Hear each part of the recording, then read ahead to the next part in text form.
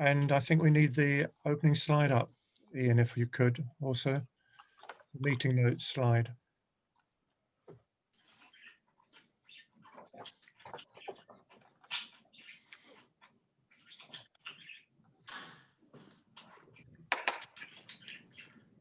Thank you. So good afternoon, everybody. I hope you can all hear me. This is our it's probably the fourth local liaison forum meeting, and we're talking about the Farnham bypass and Hickley's Corner today. On the screen at the moment are some notes about the meeting itself, how we're running the meeting. If you can quickly have a glance at that. It's a two-hour meeting from now till 5 o'clock. On the screen, you will see the panel members who are the presenters tonight, and all the participants will be available in the participants window, which you can click on the bottom of your screen to see. Questions need to be put into the Q&A box, please. We'll be keeping an eye on that. But the best way to get a question answered will be to put your hands up. We would ask you please to keep the questions and comments brief if you can, because we've got a lot to get through, and also ask you to mute your microphones if you're not speaking. And any questions that we don't manage to cover during this meeting, we will try and cover them afterwards by email. So that's just the format for the meeting, please.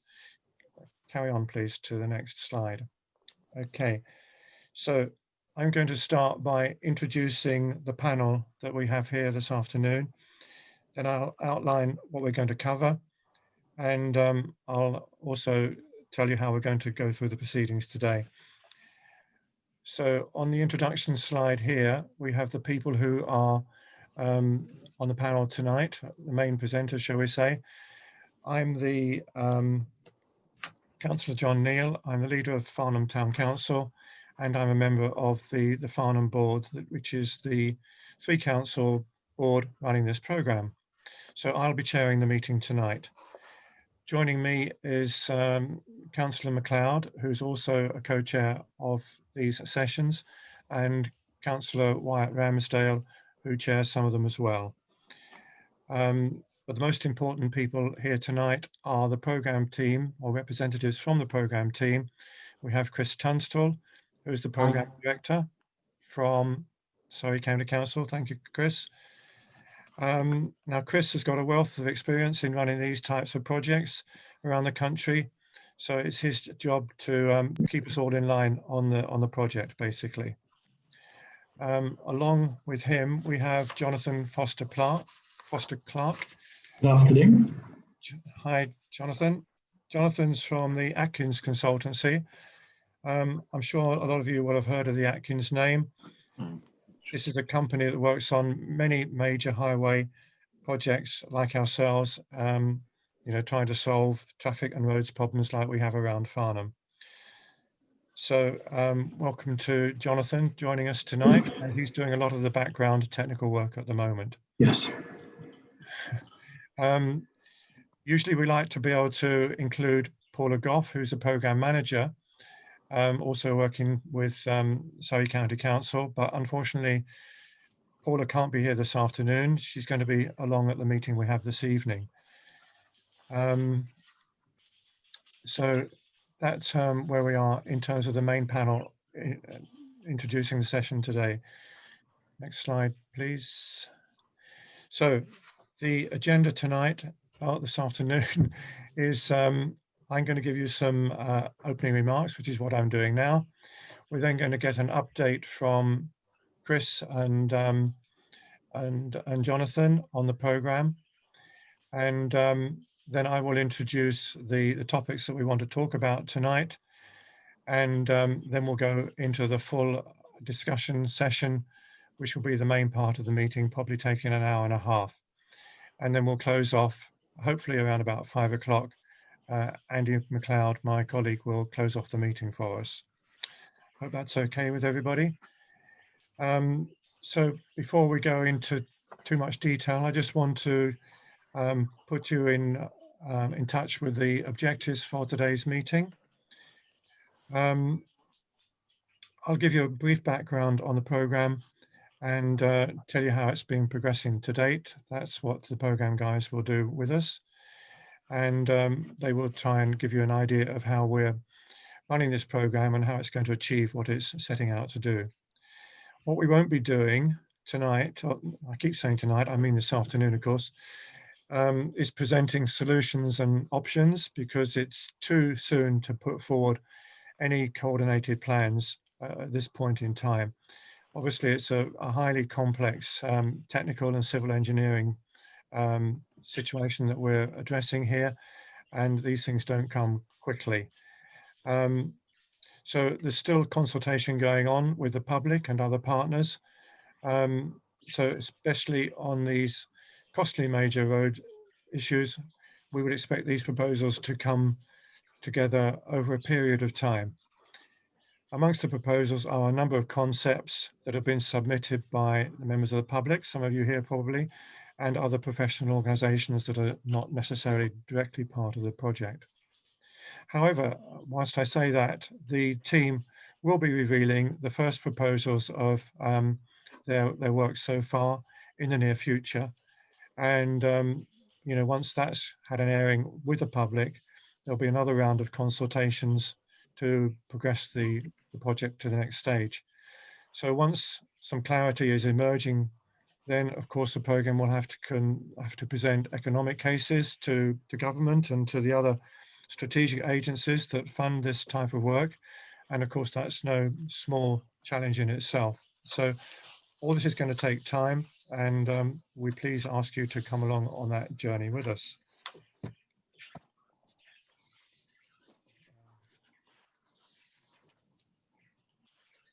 So the team is going to tell you more about the work, and then we'll discuss the range of problems that the programme is addressing.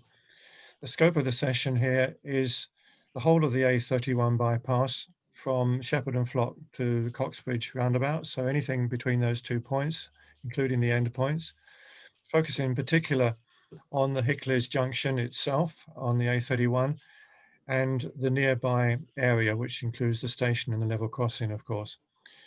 We will also discuss any potential for a western bypass and where that relates to the workings of the A31 bypass and any other aspects that relate to the major wide area road problems and how they impact on the town centre as well. So really, it's got to be holistic in that sense. We've got to consider all these things together. As I say, the focus tonight is on the A31 section of it. So I'm going to hand over now to Chris and Jonathan just to give you the background on the programme. Thank you, Chris. Okay, thanks for that, John. And apologies for those that have been on these meetings before, because I'll unfortunately be telling you the same, but obviously there may be some new people joining us, which is great. And welcome to those that have been with us before. I appreciate that Farnham's been studied to death over the last 20 years, but it's like anything else. You've got to get good foundations in, because everything relies on that, and you just can't take for granted that everything that's been done in the last 20 years, that nothing's changed. Obviously life has, COVID being one of them. So we've got to review and we've got to go back. We came out with a vision statement. This is the programme as we've got it at the moment, very condensed. But we came out with a vision statement. You'll recall we did the public consultation on that in the summer, and the general feeling of the public consultation was everybody agreed, strongly agreed with the findings of that. Now, we needed that vision because on the basis of that vision, we can start taking things forward. At the same time, we started the LLF, the Local Liaison Forums, and actually we've probably had about 7 or 8 of these, and there's another few, and the round will then start again. And we're at where the red star is. We're coming to the end of this round of Local Liaison Forums with 2 more to do, 3 more, sorry. We've got Upper Hale, Northern Farnham, we've got Wrecklesham, and we've got young people. And we're coming to the point of bringing to the board our findings, our thoughts, on the optimised infrastructure plan, and that'll be coming to the board on the 22nd of this month, so it's imminent.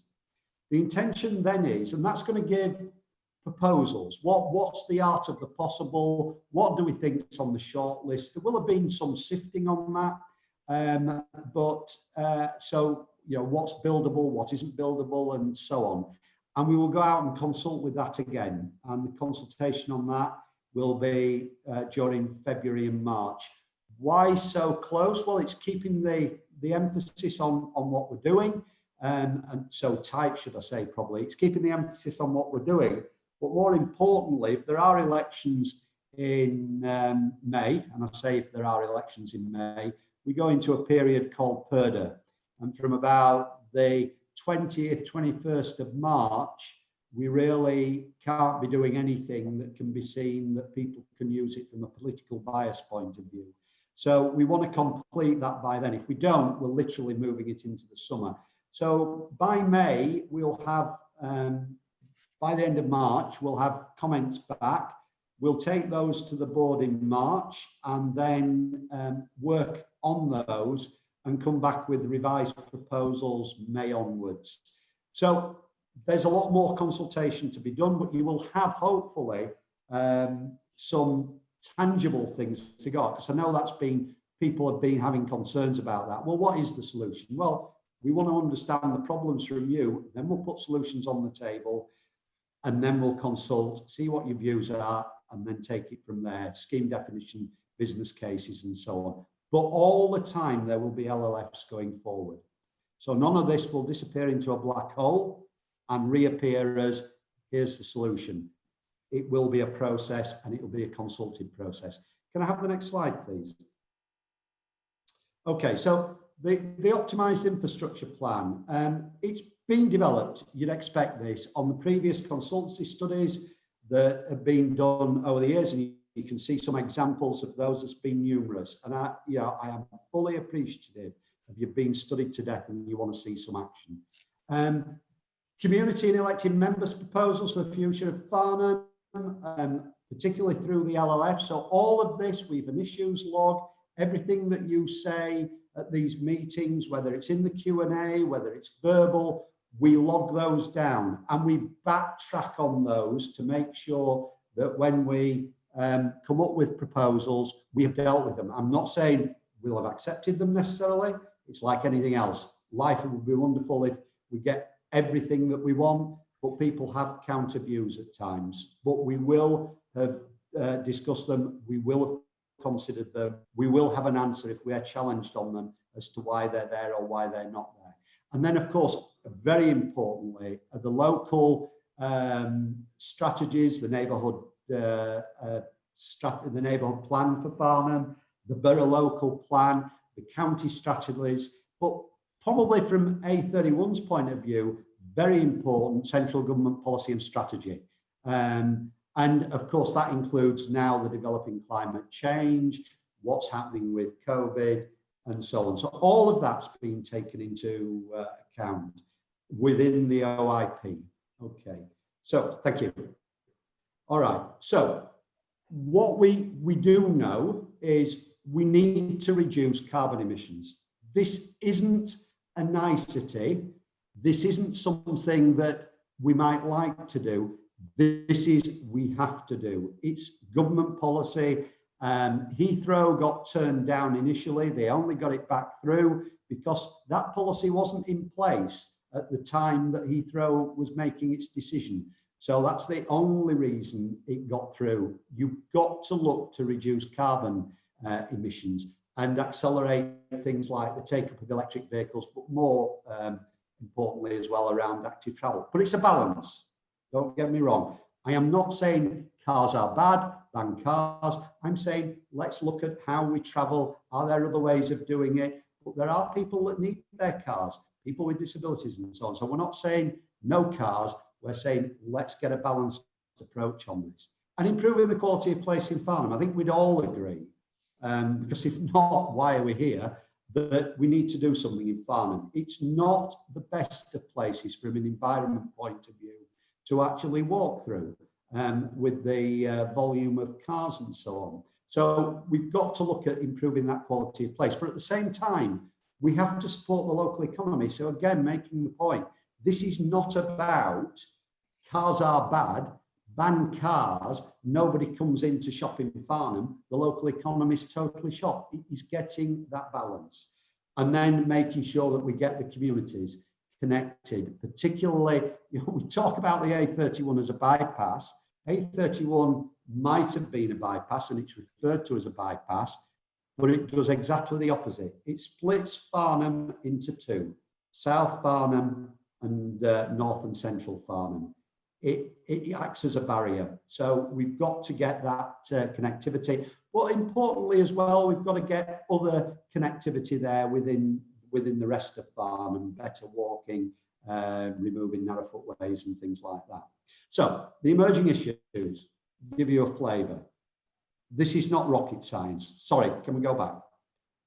Improve walking, cycling, public transport across town. Not forgetting, I probably haven't mentioned that, we've got to get better public transport, electric buses, things like that. Maybe even trying to get the subsidy in there so then they're more cost effective for people. Getting the reliability. Why don't people use them? Cost and reliability, and probably what they look like as well. But we need to deal with that. We've got to get these major improvements to town centre, traffic management and corridors up a Hale, Recklesham. But importantly, and what we're here for today is the A31. It's the main east-west corridor, but it acts as a barrier. We've got to resolve that. We've got to deal with it. Thank you. So very briefly, I don't intend to go into any detail, you'd be pleased to know, because even I couldn't follow this. So I'm sure Jonathan can. But just so you're aware, we have looked at origin and destination on the A31, where vehicles are coming from, where they're going to. Primarily 2019 on some work that was done on other developments. 2020 surveys, premature, badly affected by COVID. But we're not saying we're not doing that. The diagrams you see there are cars. That's where the main movements are. That's where people are coming from and to. Interesting. Just look where they're coming north and south, because there is a lot of perception that Farnham has a lot of through traffic. Well, it probably has, but it's residents coming from the north and residents coming from the south, because the resident coming from the north probably comes straight through Farnham to get to the railway station. Is there much difference for someone to come into the town centre? It's not through traffic in the latter. Do we class it as through traffic in the former? I'd suggest no. But we're taking all this into account to help understand why traffic is using the A31. It may sound, well, of course, they're using it because it's a road. But we need to know where people are coming from and going to before we can address some of these problems. So we're taking that into account. Thank you. Okay, key issues that we're already fully aware of. Long queues, westbound particularly on the approach to Hickley's. Queues on the westbound and the eastbound, Shepherd and Flock. Queues on approaches to the level crossing major issue. Extending back and blocking Hickley's, creating then the problem on the westbound. Collision hotspots we've taken into account. So all of these are issues that we're aware of and we're taking into account to deal with these underlying problems. Thank you. Next one. And so, what are the practical constraints that we've got that we're considering? Shepherd and Flock, with one lane eastbound for the A31, one lane westbound. Because if we just deal with Hickley's, we all know this, if we just deal with Hickley's, all we do is move the problem down the road. And eventually, no matter what we do, we just move the problem further along. Roads congest because of junctions, not because of anything else. Primarily, it's a junction that causes congestion, not the width of the road, not the number of carriageways. Obviously has an impact. We see that on the motorways, but in terms of normal roads, it's normally the junctions that cause the problem. Town centre, level crossing issues, Firgrove Hill. I mean, it's ironic, isn't it? The main A road that goes north to south goes on Firgrove Hill. The bridge has a weight restriction on it, and yet the main traffic movement, of course, is down South Street. and Station Approach. Not the classified road in that sense, certainly not the A classified road. And then there's Wrecklesham and the rail bridge. So all of these sort of things we're aware of as constraints and trying to build that into the solutions we've got. So just to give you a flavour and to start the discussion going, but I know John just wants to then touch on the topics for discussion. Thank you, John. Thank you very much, Chris. Okay, so I'm just going to give you a flavour of the scope of the project here. And those of you who've been around 30 plus years following events here will know that there have been previous proposals for work to do at Hickley's Corner. They were very much focused on that junction in itself. But the difference between what happened before in those years and what is happening now is that we are looking much more holistically along the whole of the A31 and the things that affect it either side. So this is just to give you a feeling of the things that you might want to talk about tonight and the areas that we're looking at. The first thing I've mentioned there is the bypass itself. We have to consider the role of the bypass as a strategic highway, moving traffic from Guildford to Winchester and other places. So that's an important issue. But from our point of view in Farnham, it's really it's a problem issue. It makes the connectivity between either side of the bypass very difficult. So that is the big thing that we're trying to address in this round of work that we're doing now and what happened in the past. When we look at the station and Hickley's Corner, well, those two areas are so close to each other that you have to really think of them together. We know about the problems on the bypass junction itself, which have been addressed in the past. And we are also very conscious of the station and the level crossing impact on, travel and how people get around as well. And of course, that affects Station Hill and South Street traffic movements and everything else that relates to it. So that's very much on the table as well. And then, as Chris has just mentioned, we have the A287 main A road from south to north, which goes through the town centre, and the bridge that goes with it. It doesn't have a proper interconnection with the A31 itself at the moment. Whether that can be improved or not, I don't really know, but it's an area that, again, which is being looked at. Next one, please. If you move further along the bypass, then there's another junction, as you know, at the Waden Lane junction, which has got traffic lights at the moment. Maybe something can be done about that junction itself, but we also want to think about the pedestrian and cycling ability to cross the bypass at that point, because with active travel, more people are being encouraged to go on cycles, on foot, etc., and children going from one side of the road to the other to get to school. We want to see if we can address that as well. We wouldn't expect to be putting cars down Red Lion Lane. That's a very historic, narrow road, but we would like to use it more for pedestrians and cyclists. This brings up the next question, active travel and bus connectivity. As Chris has mentioned, these are big issues now, so we want to address that aspect as well, not just at that junction, but anywhere else crossing the bypass. And then there might be other aspects which need looking at the main roundabouts at either end, the Shepherd and Flock, which also accesses into the Bagshot Lee area, and the Coxbridge roundabout at the other end, which of course is a major connection into the A325 and increasing traffic in that area because of developments that have been happening in Borden and other places. And the last item on that list is Western Bypass. Well, we don't know whether that's a feasible project in the future or not at the moment, but we want to consider the issues around that. We want to listen to what people have got to say on that as well and see how that relates to what we're doing on the A31 as well. So those are the broad areas that I would see you might want to talk about tonight. You might have others that you want to bring up, and you might want to make questions, make notes for questions on those topics.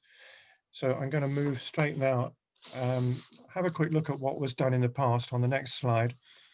This was the the two studies that were done back in the 1990s, the top left one produced a model, and but that one didn't go ahead. And in 2004, there was a more detailed piece of work done, which has got the engineering drawing there. And that produces, in the next slide, this picture here. I have to tell you straight away that this is upside down. It's the opposite way around to the other. So south is in the north and north is in the south. But as you can see, there was a tabletop roundabout above an underpass there at that junction. And that was the proposal back in 2004. That's really the starting point of where we are today. But as Chris has said, that might not be the way that the project evolves from here on. So that's the background to the whole project today. And I'm going to pass straight into the discussion section now. So, and we're ready for you to come back with questions to us. Thank you.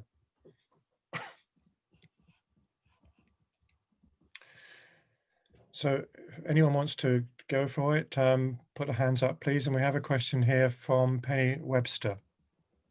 Hello, can you hear me? Yes, we can, Penny. I represent a group from the Tilford Road area who are very concerned about the pollution caused within that area from the level crossing. And I'm a little concerned that although there has been obviously quite a lot of discussion of the level crossing here and the travel backup, most of the reference has been to the traffic backing up towards Hickley's Corner. Whereas actually there's a massive problem with the traffic queuing in the other direction, often backing up as far as Great Austins. And the problem we've particularly got is that in other level crossings, when the barrier goes down, a lot of drivers will turn their engines off. And then when the barrier goes up, they switch their engines back on and the level crossing queue clears. Whereas in Tilford Road, once the barriers go up, it can take a very long time for the traffic to move and the traffic dribbles forward. And so it takes a long time with a lot of engines going. And the very worst time for it is, of course, tends to be at the time of school drop off and pick up. And I often witness mothers with young children walking along Tilford Road, often pushing kids in buggies, and they're directly at car exhaust height. So I really hope that that will be quite a focus in terms of assessing any solutions you come up with about how that might deal with this particular problem, because I don't think we can leave it like that, particularly as it tends to get ignored because all the assessments of pollution levels are based on a 24-hour average. Whereas here, where the peak is at those key times of schools, the actual pollution measures are meaningless without us being able to measure what happens at those times. So I really think we're putting children at risk at the moment unless we can find a solution. Thank you. Chris and Jonathan, over to you. Yeah, and it's a point well made. And yes, you're right, Penny, to remind us, we do tend to talk about the traffic queuing from Hickley's up rather than the traffic queuing down. We are alive to it. What we can do with it, I mean, there's been a few questions in the Q&A. I've answered a couple of them, and this gave me an opportunity as well, thank you, to try and give an explanation. We are in discussions with Network Rail about the art of the possible. What I don't want to give anybody is the impression, though, that this is something that's solvable. To do work here would be exceptionally expensive.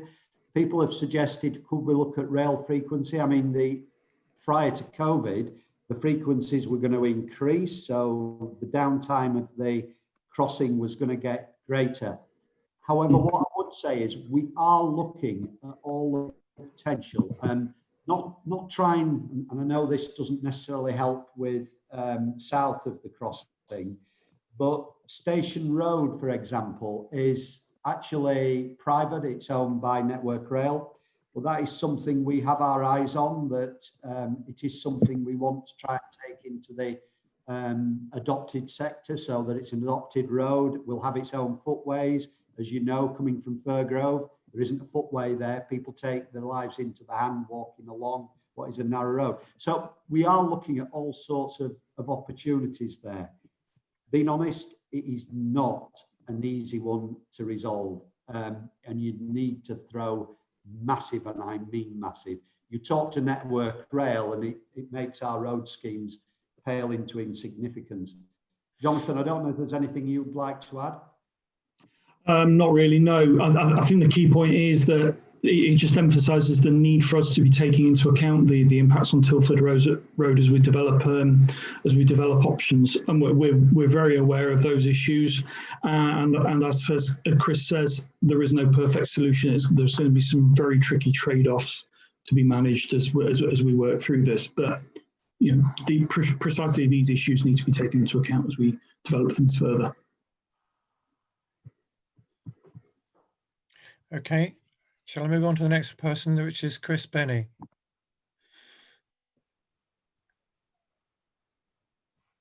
Can you hear me?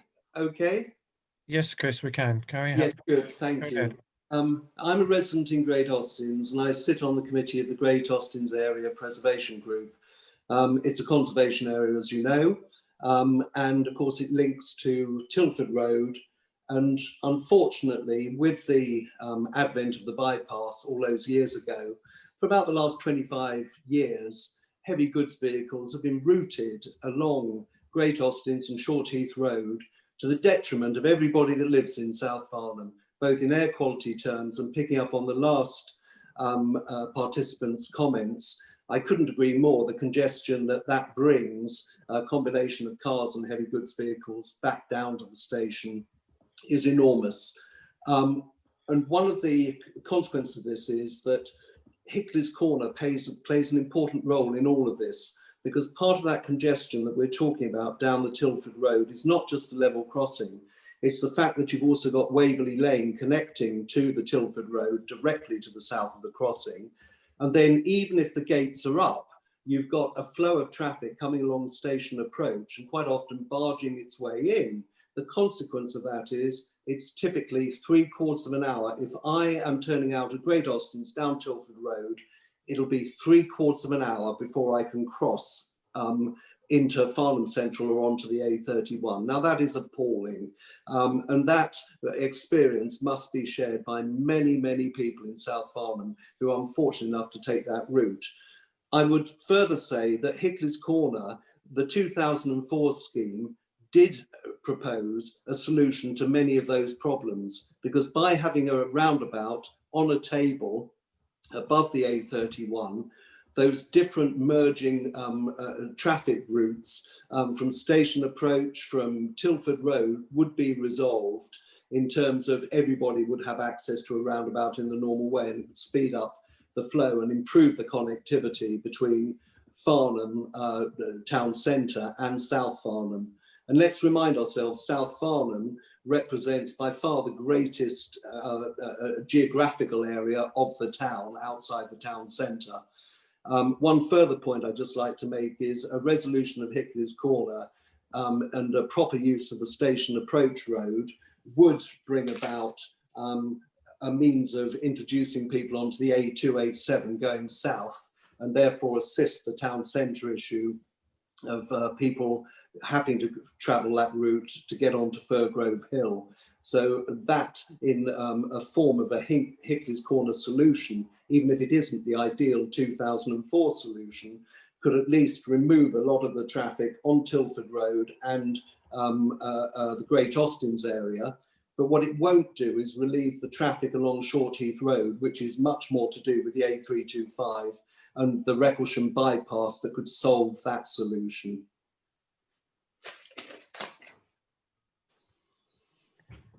Chris. Okay, do you want just, I mean, all of this will be built in. I mean, one of the things at Hickley's that is being potentially looked at, so I'm not saying this will address the issues necessarily as identified, but one of the issues that we're looking at is to allow right turns into a station approach from the A31. As you know, at the moment, you can't do that. So if you're coming from Coxbridge, you've got to come through town and then down South Street and then cut across.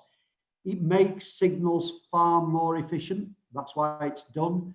But it has the opposite effect, that it pulls traffic through town. Absolutely. I mean, all of these things are being looked at. Ultimately, I have to say, at the end of the day, the issue is volume. And there's volumes of traffic. We are trying with the HGVs, I didn't mention earlier, we're trying to get rid of through HGVs, but from the south, that's another issue. Your point, the south being the biggest residential area, well made, and we do understand that. But we are looking to try and get whatever through traffic we've got. And it is a point well made that we've got to look at making sure, as part of that, what we don't do is end up with rat running, or we remove rat running out of South Farnham and keep the traffic where it is. But ultimately, at the end of the day, you've still that volume of traffic, and we've got to try and get this suggestion. And I'm not saying, you know, I re-emphasize, I'm not saying cars are bad. We all use cars. You know, we've been challenged before today. Would we get out of our cars? And I do. I get out of my car now. I walk into our town, whereas before I used to drive in. And I think things are changing. We're not saying don't do any car driving. What we're saying is think about it.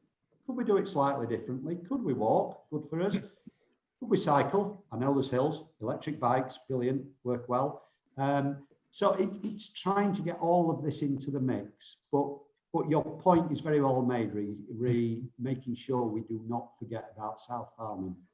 Can I just say in response that an A31 right turn from the eastward travel on the A31 could only further harm South Farnham, Tilford Road area and Great Austins. It can only add to the traffic on those areas. So it's of no assistance whatsoever.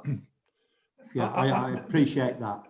And it's just trying to get the balance. As I said earlier, I said that it probably wouldn't help at all, but it's just trying to get the balance. But the point you've made is well made, that we will not forget. I mean, when we talk, I have to be honest, but you've made the point, we will not forget it. When we talk about what we're doing, we always have an eye on the impact on Upper Hale, because that's in the main, an alternative route that a lot of people will use if we start doing things within the town centre and on the A31. But we've got to remember South Farnham. So thank you for that. John, I wonder if I could come in and comment. It's Andy here. As Chris identified, in response to your question, the A31, but also the railway line, and for that matter, the river, create a barrier between North and South Farnham. And there's only 3 crossing points. One is Hickley's Corner, one is the Firgrove Hill Bridge, and one is at the other end of the town at Coxbridge. Now, 2 of these crossing points can't actually take HGVs, because they are certainly HGVs, because the railway bridge, as we know, is not big enough, it's not high enough to take many HGVs. The Firgrove Hill Bridge suffers from a weight problem, and although it's occasionally used in emergency situations when the other crossings are blocked, normally HGVs aren't allowed to go over there. So HGVs are forced to come down Great Austins and down the Tilford Road and across the railway line. Now, one of the things that can be looked at in terms of the Hickley's Corner projects and so on is the Firgrove Hill Bridge, and it may be possible to rethink about strengthening that bridge, and that would actually solve the problem to some degree. Also, if we took over the Station Approach Road as a proper route through to Hickley's Corner, that could help solve the problem too, because that would create a direct connection between Firgrove Hill and the A31. And we could actually take over some land on the other side of the Mulberry and connect directly to Hickley's Corner, so you don't have to go through the station forecourt. So these are the sort of things that the project team the program team can consider, Chris. But you've raised one of the really fundamental points about the structure of Farnham, particularly in relation to HGVs. Thank you.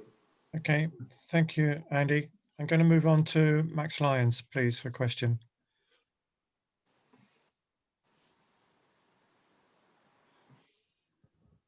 Can you hear me?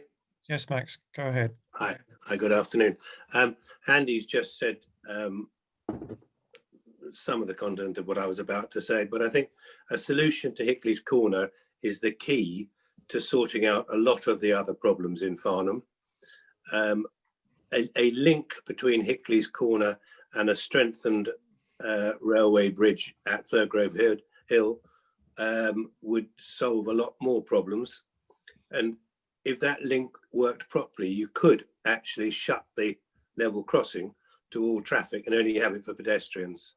So the solution to Hickley's is the #1 key to a lot of Farnham's problems. It would make the traffic flow better out of South Street. It would make the traffic to the south of the railway better too. It's actually making that junction work and getting on and doing it is the big key to it all, I think. That was all. Thank you. Thank you, Max. Chris or Jonathan, do you want to respond? No, I mean, I just confer and agree totally with what's been said. The issue we've always got to bear in mind, it's very easy for us to say, and we all do it, I do it, well, if we moved the traffic this way or we moved it that way, that would resolve the issue for me, but you just create an issue for someone else. And we've got to ensure we get that balance right, that we don't, that we would deal with the problem and we don't just move it to another location. Absolutely. Firgrove is great. I haven't followed the routes round there. If Firgrove doesn't end up going into any residential areas, fantastic, what a solution. But I bet it does. And you just move the traffic into those areas as well. So it's just getting that balance, that's all.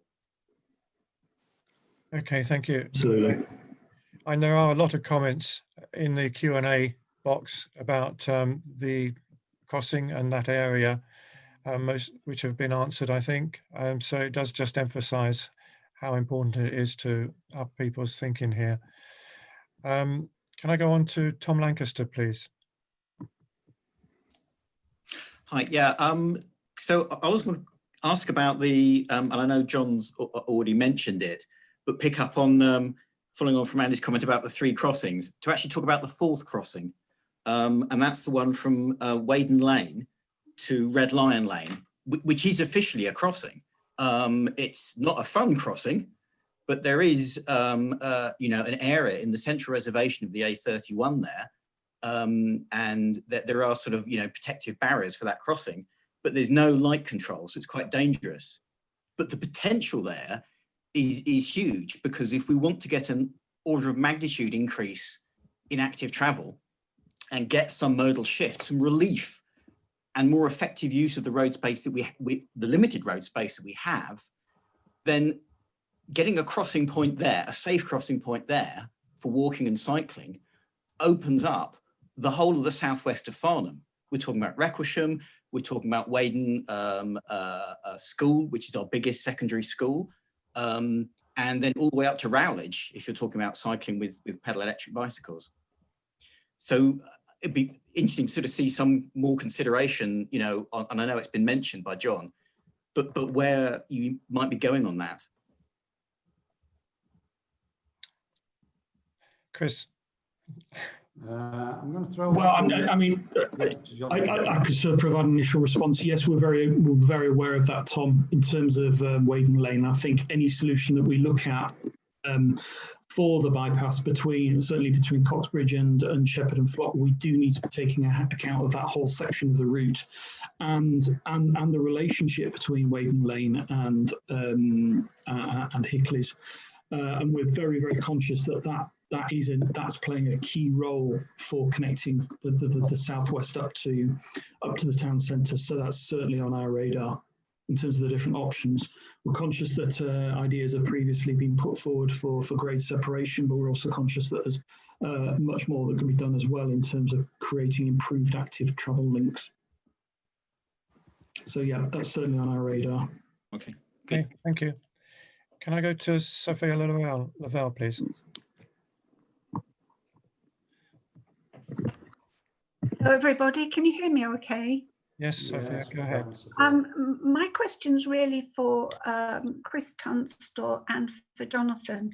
It's more about the connectivity issue. Farnham is in a funny old situation. We have to deal with traffic north and south, east and west. Also, Farnham's had a huge amount of housing development in Borden, Crondall, Church Crookham. Obviously, there are all these people who want to travel.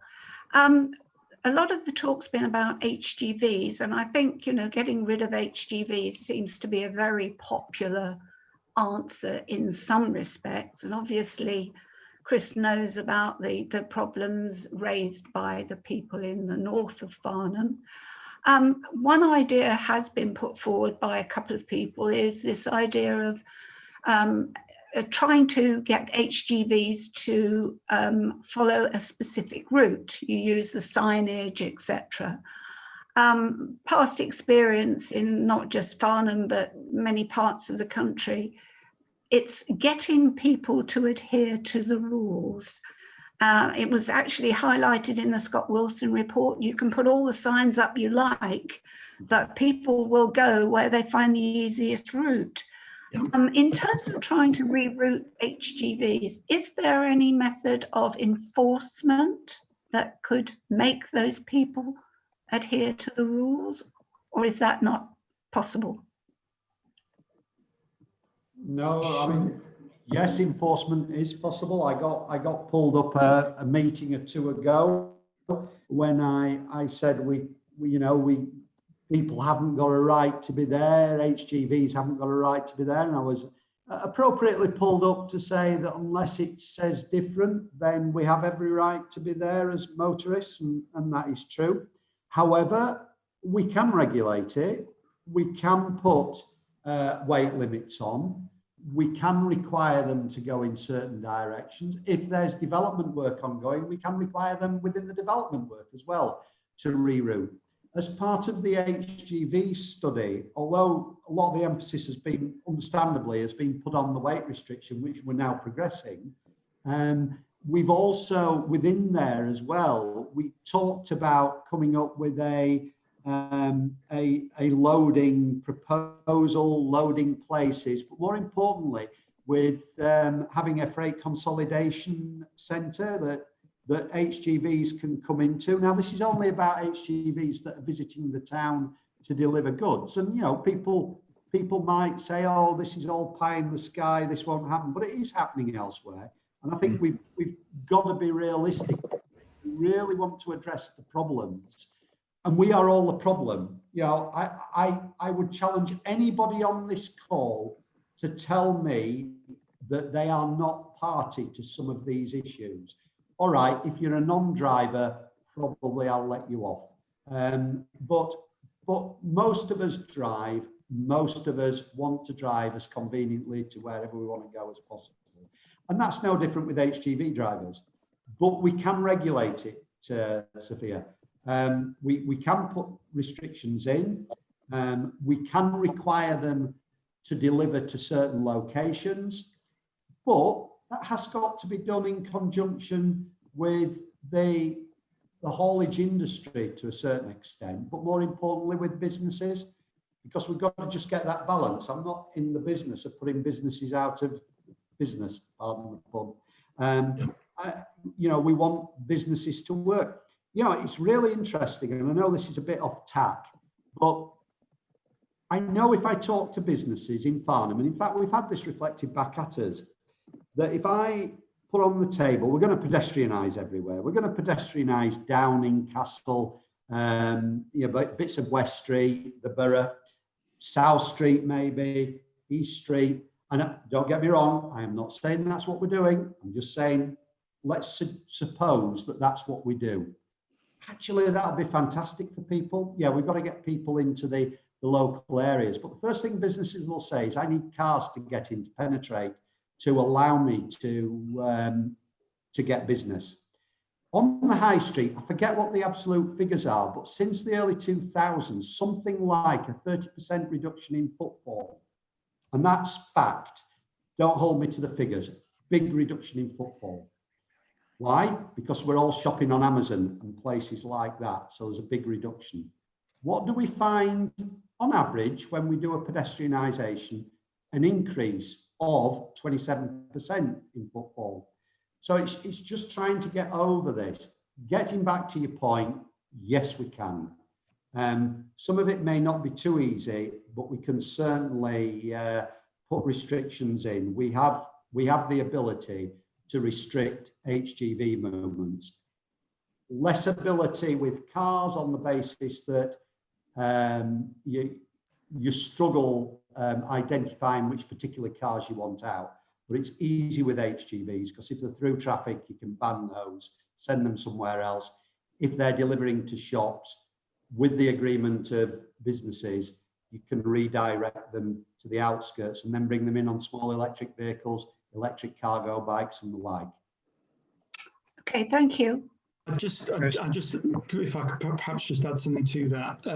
Obviously, a lot of discussion about HGVs. It's important to remember that the data that shows that sort of larger, what we typically regard as HGVs in terms of Arctics and the really big trucks, are actually relatively small proportion of the traffic in the town.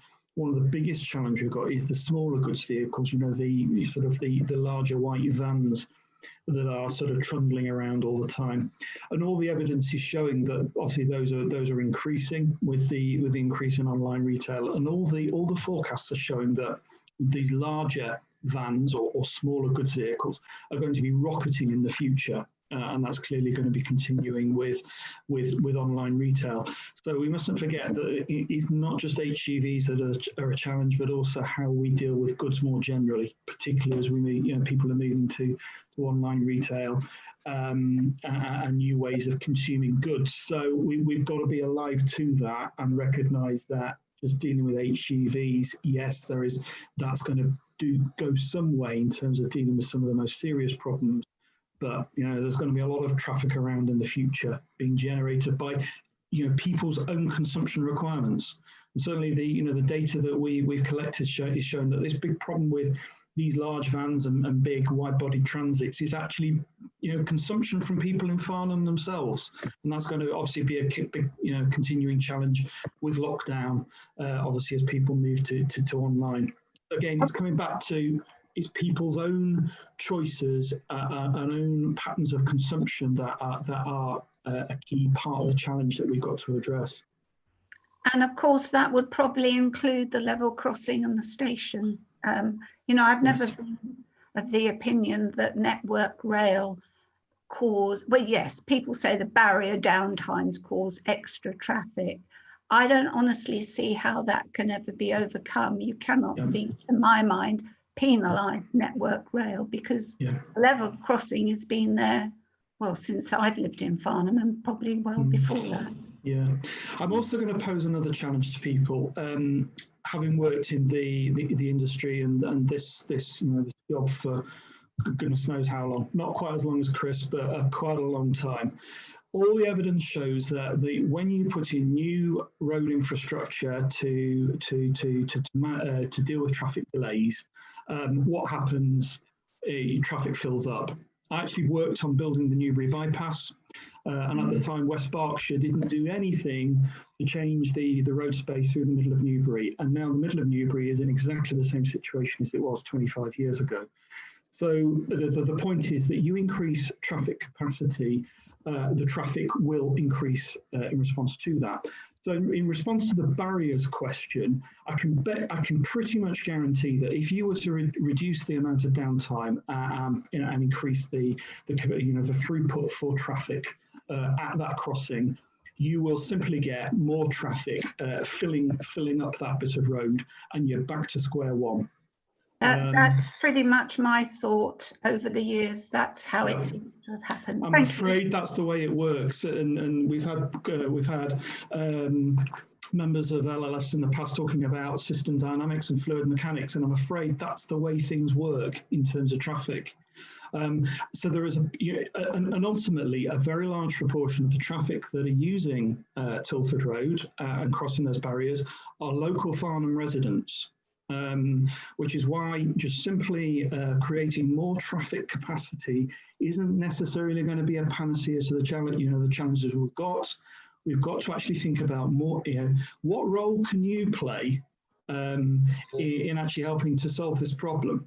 And if you're sat in a queue for 45 minutes to get to the middle of town, well, actually, should we be asking ourselves the question? It'll be quicker to walk.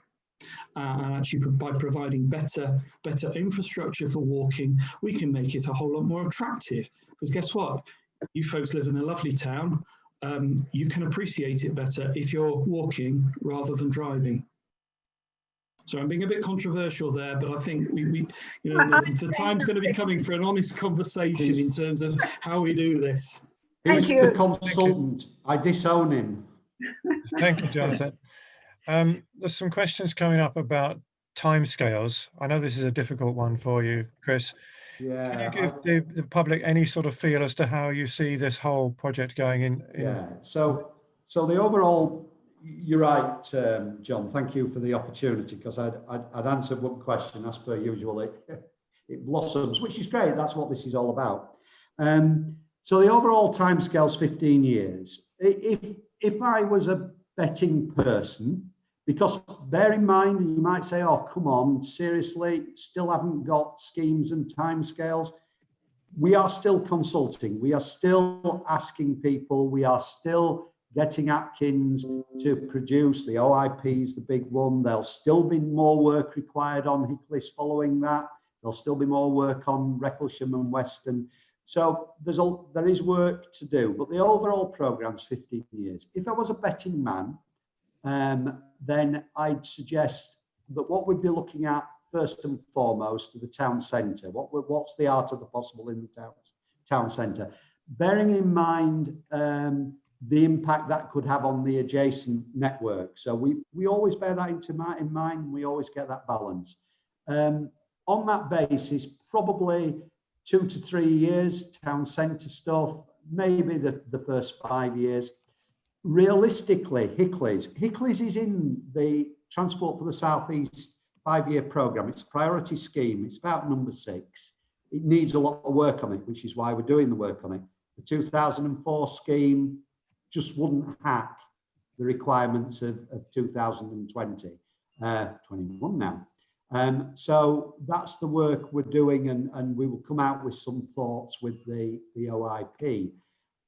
Realistically, that's probably going to be 2-3 years in the incubation stage, trying to convince government, and this could be whatever comes out of that. I'm not suggesting for a minute that the scheme that you've seen previously, we have to relook at all of that. And then you into a construction phase, at least a couple of years, if not more, actually.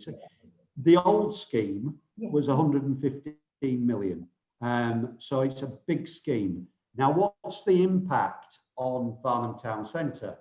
We've got to factor that in, because again, the last thing we want to do is to have, if we did get a fantastic scheme in terms of more tarmac, I've got to say that 40 years in the business, but we've got to be realistic. Is that going to put the town centre out of business? That cannot happen. So we've got to factor all that into it. But certainly I'd suggest that you're seeing a build for Hickley's within the 5 to 10 year period, not over that length of time, but within that slot.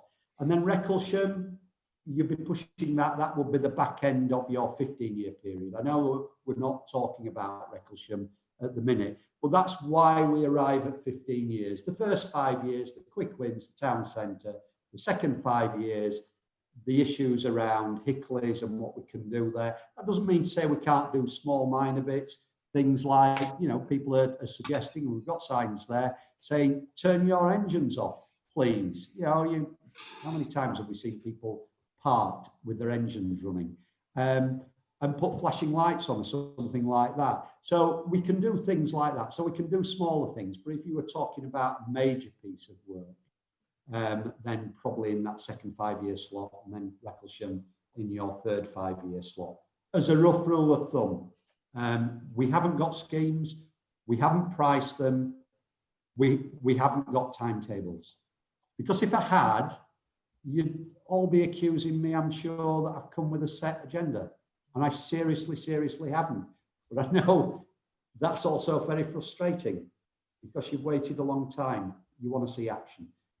We've got HGV, that's already ongoing. We're setting meetings up now with colleagues in Hampshire and at Highways England because it will impact on them. So I'm getting an approval to advertise the TRO. It's going to Cabinet. Normally it will be the local committee. But because timescales will be very tight on the local committee, it would delay it at least 2 months. Cabinet have agreed. Sorry, Cabinet, never take something like this to the Cabinet. They've agreed to take it through the Cabinet because I need approval from members to advertise the order. So we're moving that. We're also getting a 20 mile per hour report through to the January committee as well. And that will have actions and we will pursue those actions. Rough timescale, but that doesn't say that nothing's going to happen until, say, for Hickley's, until the middle part of it. We will be looking at all sorts of other things. Can we adopt station approach? Can we put a footway on it? Might have been said in the past, oh, this is all too difficult, this is too costly. The 3 partners have come together and they are there to make this happen. So that's gone out the window now. You know, I'm not saying I've got carte blanche. I've got to justify everything, but people are willing to put money behind it and push it. Thank you, Chris. Can I go back to Chris Benny? Did you want to come back, Chris? Yes, I just wanted to come back on a point that Jonathan made, and I understand he was no doubt being deliberately slightly provocative on the question of, well, if you've got a queue in a car, wouldn't you get out and walk? I think the misunderstanding there is that people going down the Tilford Road are trying to get to the town centre, because believe me, if you live in South Farnham and you're trying to get to the town centre, most of the times of day, or certainly at weekends, you choose to go down Firgrove Hill by car. That's the fact of it, because it's quicker and there's virtually no queues, apart from in rush hour. But the further point I wanted to make is most people going down Tilford Road then are not trying to get to the town centre, they're trying to get to Guildford, which is a 12-minute drive away, and have 42 minutes added onto the front end of it is really not on. Thank you, Chris. Okay, Andrew Lawton, please.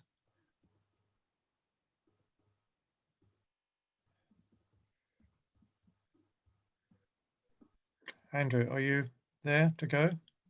Sorry, I'll start again. Okay. Can you hear me now? Yes, go ahead. Jonathan made a reference to the fact that he anticipated a lot of increase in traffic with small white van man.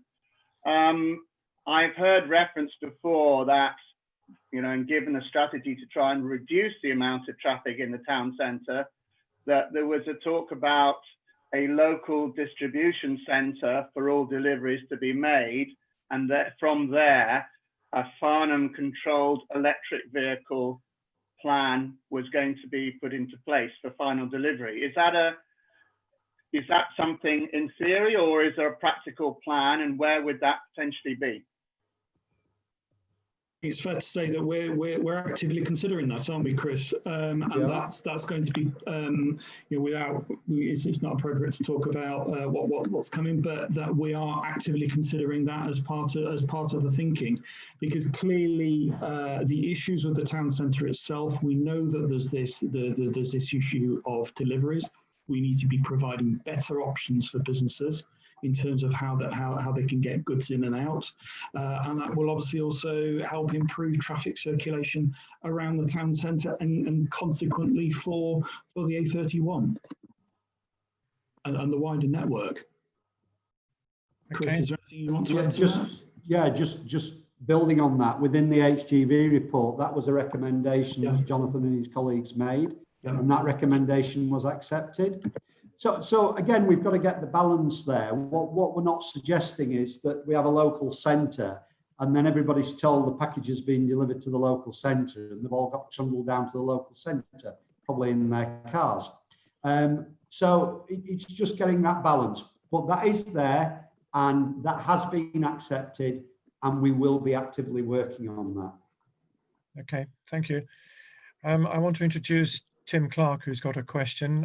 In case he doesn't say it, Tim is one of the local architects here, and he worked on the recrafting scheme some years ago, which came up with proposals on these types of subjects. So over to Tim. Yeah, thank you very much, John. Great discussion so far. I'm very encouraged that we've got such large, experienced bodies involved in the projects, such as Atkins and so on.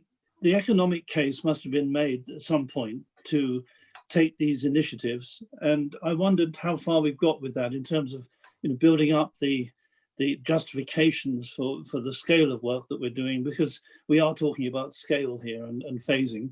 And then, that sort of raises things that Jonathan and I would know from Atkins, because I was with Atkins for some years with highways and tunnelling with rail as well. Tunnelling has got to be an option to get some of the traffic out of the way, cut and cover or whatever.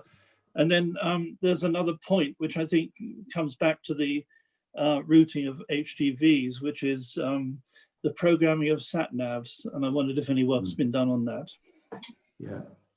So if I come into that. So as you know, Hickley's, well, you probably know Hickley's from what we've said. Hickley's has been around since 2004, and whilst I don't want to get into the detailed machinations of how we get a major scheme through, I think it would be just useful to outline.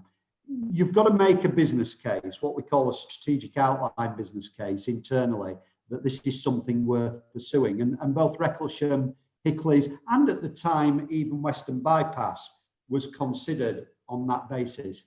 Western Bypass, it soon became apparent that it struggled to stack up with the criteria at that stage. That's not to say that it's not on the table now, it most definitely is.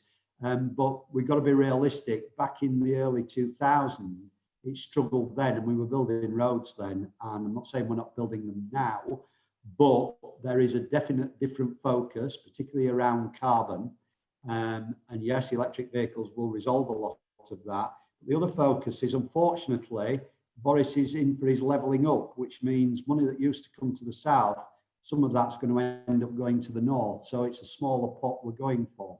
So there's got to be that sort of realism, but we are looking for the best possible case to make for that. Recklesham and Hickley's both got a good review. We started building up the outline business case for Recklesham, and we actually managed to get the outline business case for Hickley's, which was good enough in 2004 to get into what the Department for Transport call their early entry, which means that you've done enough to convince them that this is a scheme worth pursuing. Recklesham didn't, but I think only because things suddenly changed and the whole process of major schemes changed. Because major schemes, anything over, is classed as anything over 5 million. That used to be the rough rule of thumb. Nowadays, the county could, with its partners, could look to fund more than that.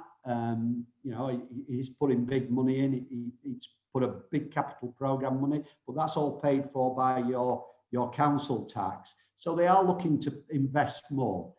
But Hickley's was around 115 million. That's current day prices, or as someone reminded me, that was last year's prices before COVID. So that's not something that even the three partners could afford. So we need DFT approval. But even though it got early entry then, that whole programme got scrapped nationally. It wasn't anything to do with Surrey or the South East, and it dropped out. And nothing's really been done on it since, other than it got back into the Transport for the South East programme, which is their 5-year programme. And it's, I think, their 6th scheme, possibly their 6th priority in the whole of the South East. So it's there. However, things have changed, and that's what we're now doing to make sure, looking at that as to what the best solutions are that hit all the ticks for central government. And congestion's still one of them, but carbon's another. Connectivity, you'll be pleased to know, is another, because I think, you know, if I was totally honest, the old scheme was a grade separated roundabout, which if you were a cyclist or a pedestrian, take your life in your own hands, because you're going to cross 2 slip roads, whichever way you're going, unless you're going east-west. You're going north-south, you're crossing 2 slip roads. And they weren't signalised. Well, that's a definite no-no now. And even signalising them now is not really acceptable. You've got to provide a much better link. And people have talked about Dutch roundabouts and things like that. I was involved sort of on the periphery in Cambridge on that one. It's been done, and it's got a lot of flack. It's got more flack than it's got plaudits. However, it's the first one. Like a lot of things, you need to put your toes in the water to try these things out. So what does that mean? It means Hickley certainly was a good enough scheme 16 years ago. Things have changed. We've got to now do a revised business case. We've got to now hit the new buttons, which are certainly around carbon and active travel, doing more about active travel, walking, cycling. And that's what we're doing at the moment. The good news is it got in there. It's like bad news is we now need to review that to make sure that we hit everything that's current policy and strategy. Yeah, if I could just add briefly to that, the other thing that is a critical challenge for major road schemes nowadays is what we call the benefit to cost ratio, and actually demonstrating to the government, to the funders, that you're going to achieve good value for money. And the standard metric that we in the industry use is that it needs to achieve a benefit to cost ratio of at least 2. That means that the total benefits that you get out of the project need to be at least twice as high as the costs. Sorry, I've got the couple going on in the background. And that therefore means you've got to consider both the costs of building it, but you've also got to consider how you're going to get the benefits. What are the benefits going to be? Is it to general traffic? Is it to cyclists? Is it supporting footfall and the economy of the town? And we need to be thinking about those benefits as we develop the scheme. The point is that just building tarmac and improving traffic conditions, well, that's all very well and good. But we've actually got to be able to demonstrate to our political masters and to government that we are achieving good value from usage of public funds. And one of the things that we will be doing over the next few months is exploring how we can capture these benefits to the different users of the transport network, but also in terms of how we can support the economy of the town and how we can support the government's decarbonisation agenda, and all of which is going to require different techniques for looking at that. Can I add a rider to that, Jonathan, if I may? To what extent do you think investment into that area around the station and that junction, investment in a sort of development sense, commercial or residential, could be part of the economic equation, finding money to come in to help pay for some of these big, you know, potentially expensive things that we want to come out, and not just leaving it the other way? Yeah, I think that's obviously an important part of it, and it's becoming increasingly important for many pieces of infrastructure. So people might be aware of the Housing Infrastructure Fund programme that the government are funding at the moment for infrastructure to support new housing and development. However, there are very strict requirements for that. You can't just say, oh, we put a road here and you've got 5,000 houses off the back of it. You've actually got to demonstrate the dependency of the development on that infrastructure, and whether it's truly additional to what would have happened without the infrastructure. So there are some quite strict rules that the government apply to that in terms of what is truly dependent. And then, of course, the other thing is the willingness of the development industry to cough up cash as well to support as part of the the funding for it, because whilst government will fund up to about 85% of major infrastructure, they're still expecting at least 15, probably 20% of that cash to come locally. Well, if we're looking at a £200 million scheme to build a major bit of kit here, you're potentially looking at 30 to 40 million that's got to be found locally from essentially from the county council's coffers, potentially from the other authorities, and also obviously from local businesses and the development industry. That's a lot of money. And therefore, we've got to be thinking about that affordability right from the very outset. Okay. Just on that, John, just building on that, and I'm don't get me wrong, I'm not suggesting this, but you hit on a very good point there. The government, well, let me first say, from the point of view of this programme, this is housing development, all that sort of thing is outside our remit. That's within the auspices of the local plan and the neighbourhood plan, so more within Waverley and Farnham's control. It's not a transport. We tend to follow. We don't tend to lead. Although we all know that what tended to happen with the suburbs was you got rid of development when roads went in. So just to make that point, it is outside our remit, but we factor all of this in. But the government had a programme a few years ago that's now finished, but the implications are still ongoing, called Housing Infrastructure Fund. And it was a big programme. And basically what the government were looking to do, which was quite unique and good actually, was all too often the moans are that if you put housing in, you then try and do a patchwork quilt on your infrastructure. You get a certain amount of money from the developer, but not necessarily enough. And it always follows after the housing has been built in the main. And so you're always chasing the infrastructure after the housing has gone in. So the government said, well, we'll actually put a fund in place and local authorities can bid for that. And there were 4 bids within Surrey that basically said that if you are saying within your local plan you've so much housing, but it's got to be in the local plan, as Jonathan rightly says, you can't just start plonking housing anywhere. What's the planning side of it all? If you're going to do that, and people may argue it's not precise, but it's a damn sight better than a free-for-all, then you can bid for funding to put the infrastructure in place before the housing goes in place. The caveat to that is you try and get as much as that infrastructure money back as possible from the developer. The good bit of that is it stays within the authority. So it doesn't go back to central government. So case in point, Runnymede, £40 million worth of investment for roadworks on the A320, 3,500 houses, roughly 3,250, something like that.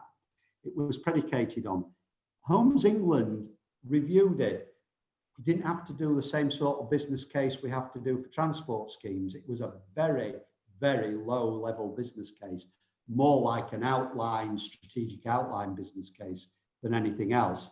But we got 40 million for it.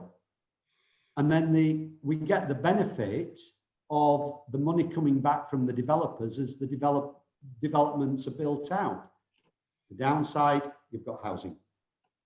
And I know people are saying about housing, I've answered one. I'm very careful not to cut across John or Paul from a Waverley perspective, or Andy from a Waverley perspective, because that's their remit, and to be fair, your remit with the neighbourhood plan.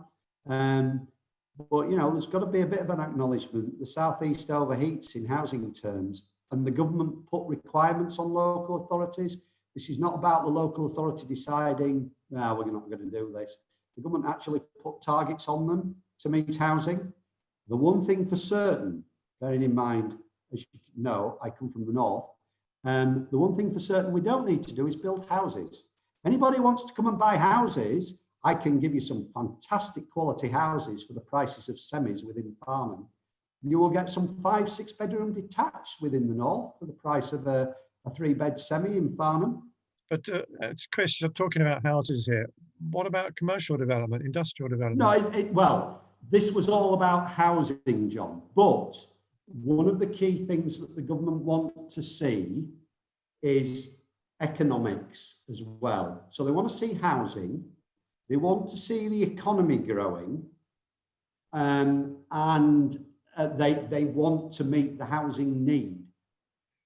So whilst you can't actually get money up front for just pure development, you can for housing, but that's closed now, although we understand it may come on again.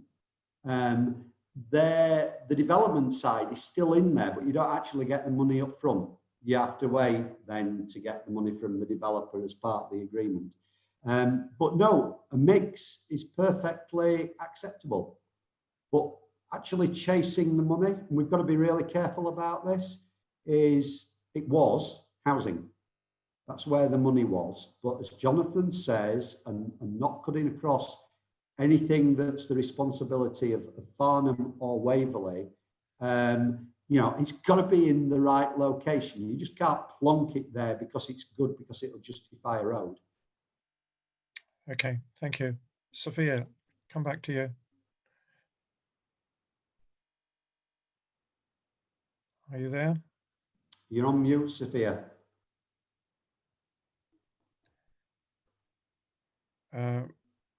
We're not sure whether you're there, Sophia, so I'm going to move on. Does anyone else want to raise a question at the moment? Hang on a sec. Your little extra bit didn't come up, so I couldn't unmute anything.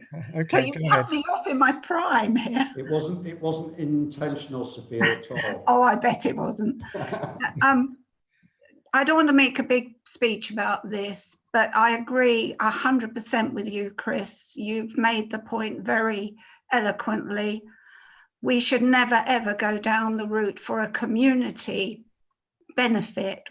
Once you start looking for housing and developers offering money to facilitate a development, you know, you've only got to ask the 1,000 people who objected to 200 odd houses to be built on Waverley Lane. You know, the developer will offer you the moon almost. So I would tread very carefully, and I agree with you 100%.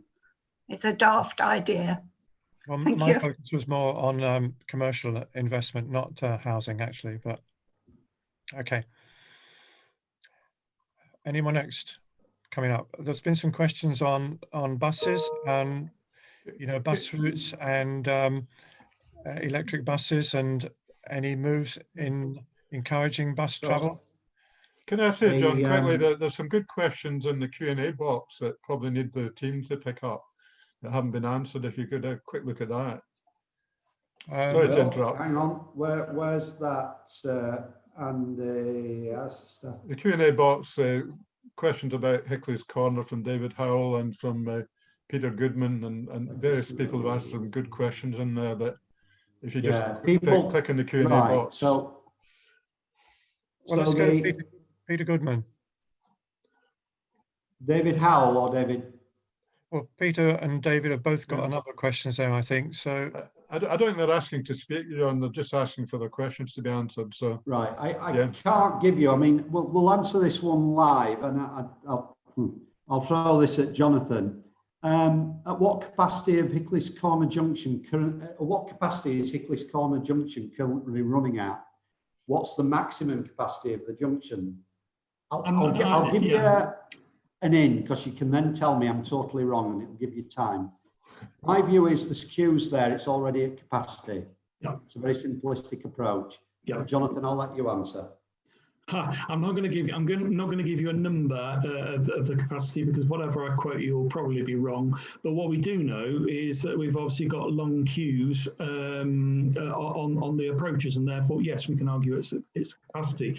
And if you make changes to the arrangements of the existing junction, that will inevitably have impacts. So yeah, I would say the junction is at capacity. But I'm not going to give you a number saying it's like 100% or 110%, because I think that's a bit of a false promise.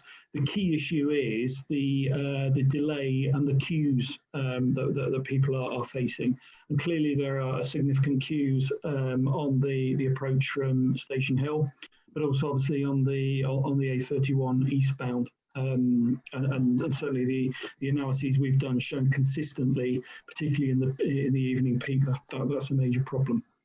So ultimately, rather than quoting a capacity figure, ultimately it's the journey experience and the delay that you have that's the most important criterion. Yeah. And it is the junction, it's not the links in between. Indeed. You know, even though I say on a motorway, we get incidents where, you know, there's a couple of miles of traffic, you get to the end of it and you wonder what it was caused by. Yeah. Simples, someone braked hard, and it was that sort of a fly beats its wing in Central Africa, and next minute you have a monsoon in the Caribbean. That sort of knock-on effect is the junctions that cause the problem, and it's what we can do to tweak the junctions or alter the junctions significantly, as with the original scheme. I think obviously the major challenge is the sheer number of competing movements that are trying to get through, which is obviously one of the reasons for introducing the right turn bans.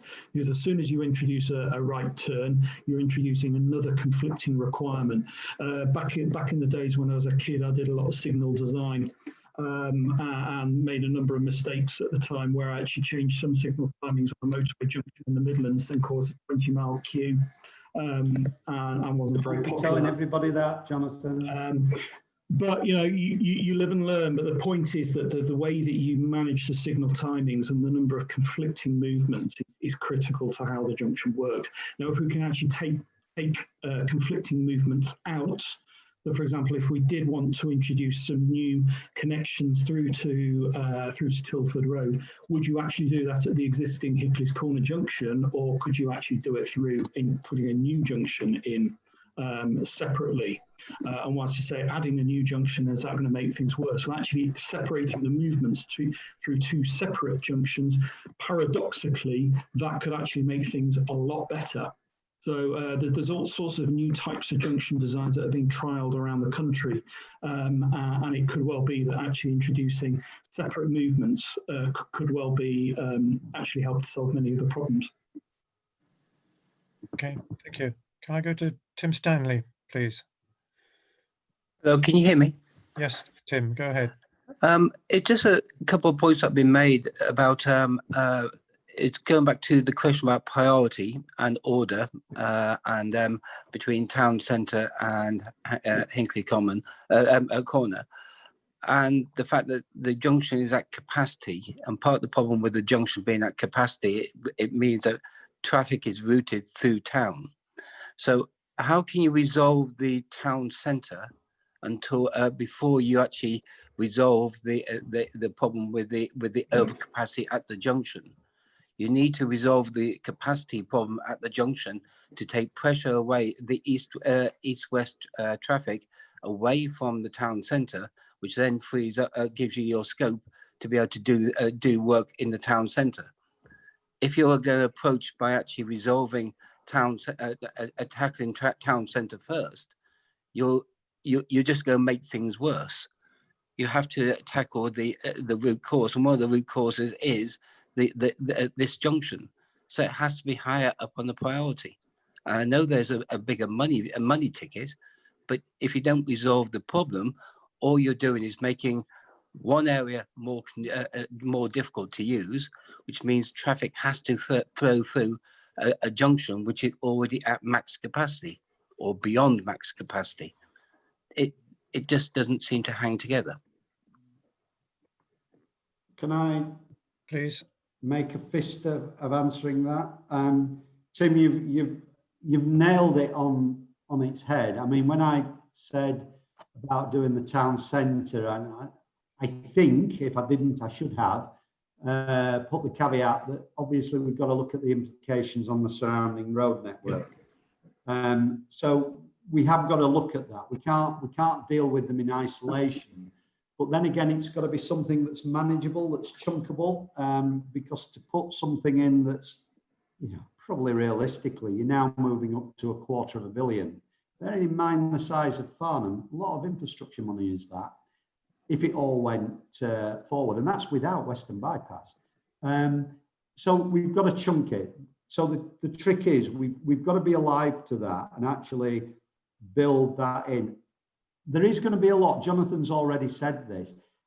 There is an element of, you know, and don't all shout at me at once, please. There is an element of helping ourselves here that I've said this before, I'll say it now, and for the sake of being shot down.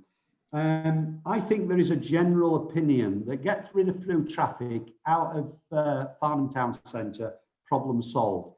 Well, actually, the amount of through traffic in Farnham Town Centre, I can't give you absolute figures, real through traffic, not other residents that live in South Farnham wanting to access the town centre, not other residents in North Farnham wanting to get to the railway station. That's not through traffic, that's local traffic. The real amount of through traffic is fairly minimal. So I think we have to look at what we can do between ourselves and that change. I am not preaching by any stretch of the imagination, because I'm as guilty as anybody else. But I think we've got to look at what we can do. And what we can do certainly is improve the walking facilities, improve the cycling facilities, improve the public transport. Maybe even get your HGVs out into a consolidation centre. So this is all tweaking around the edges, but all these sort of things help. So it's all part of that package, but you're perfectly right. Although I have to say to you, there is evidence that shows that when you close things off, and I'd take you to any town in the country that's pedestrianised.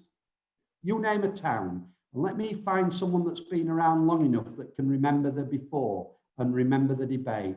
And I'll nearly guarantee, I'll lay money on the fact that at the time they said you can't possibly do that. And it's been done and it's worked. The traffic actually, miraculously, some of it disappears because people do it in different ways, different trips.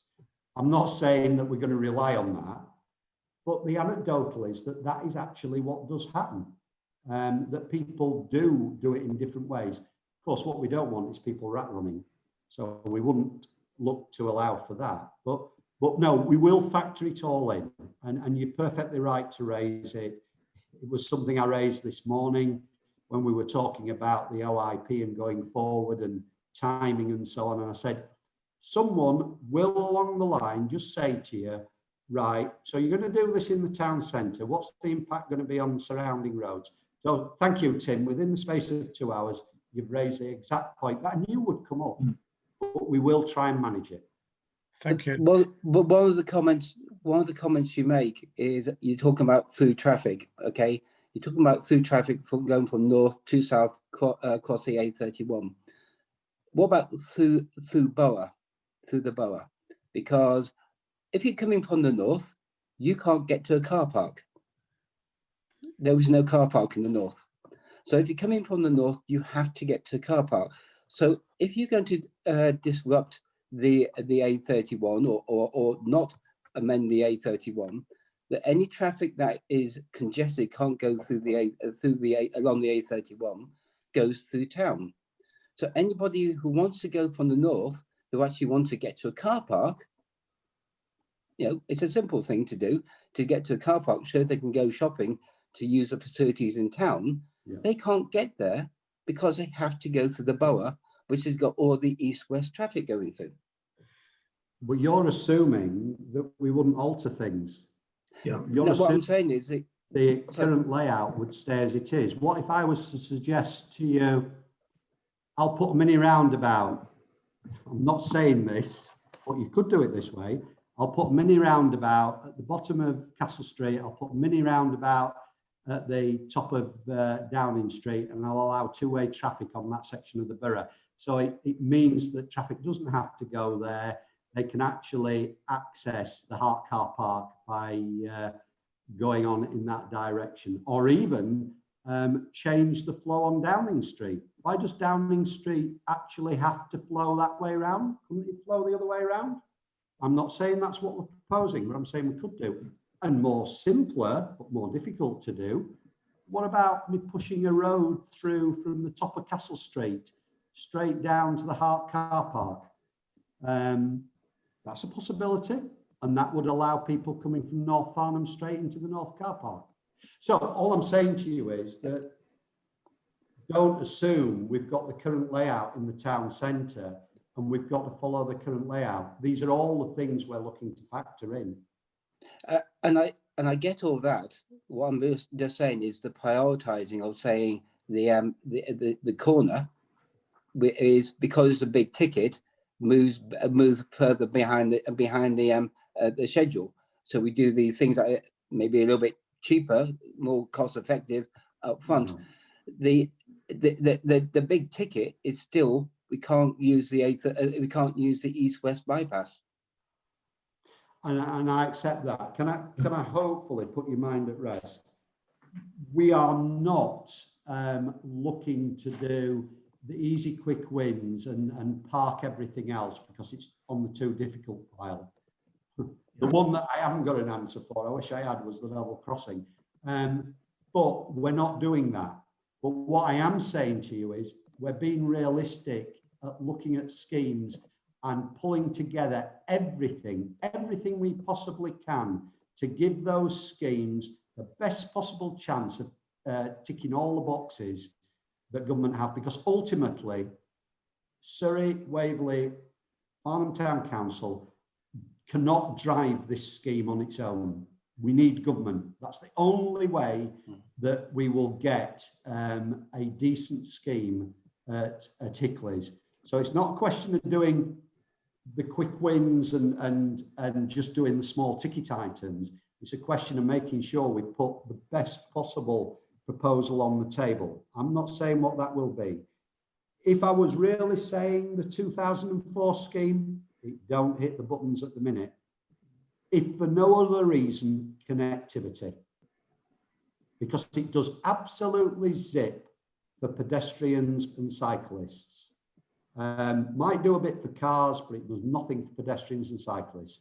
The signal controller, you're a bit better.